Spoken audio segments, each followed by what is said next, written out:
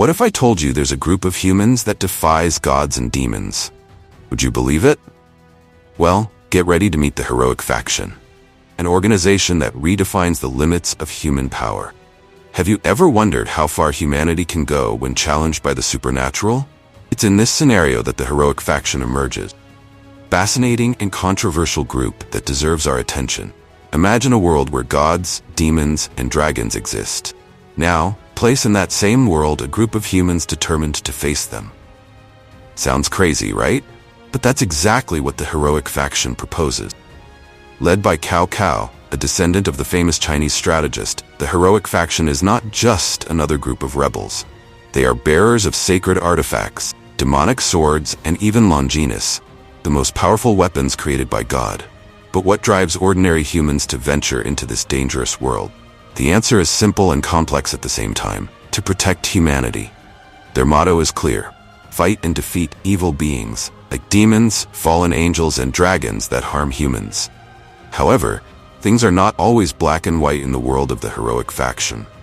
Their actions often cross the line between heroism and terrorism. After all, who defines what is right or wrong when fighting against gods? The story of the Heroic Faction is marked by highs and lows. From the second largest faction of the Chaos Brigade to a dismantled organization after the demonic beast's turmoil, they have proven to be resilient. Under Cao Cao's leadership, they resurfaced as subordinates of the Hindu god Indra. But who are the faces behind this enigmatic group? We have Georg, a descendant of the legendary Johann Georg Faust, a manipulator of dimensions. Joan, inheritor of the spirit of Joan of Arc, capable of creating sacred swords. Hercules, carrying the explosive power of his mythological ancestor. And let's not forget Connla, son of the legendary Irish hero Cu Chulainn, the power to manipulate shadows. Each member brings not only extraordinary powers, but also the weight of historical and mythological legacy. It's as if history and the supernatural merged in each of them.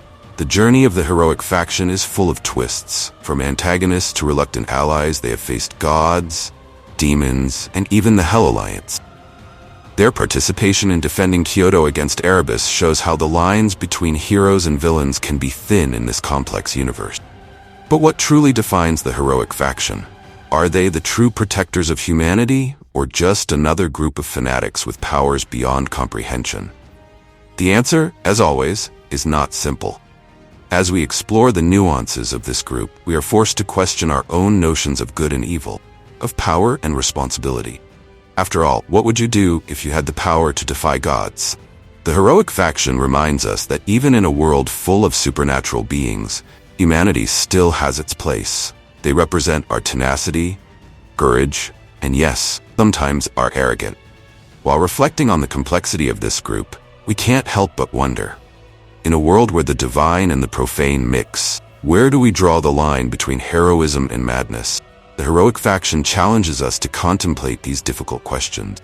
And you, dear viewer, what would you do if you had the power of a Longinus in your hands?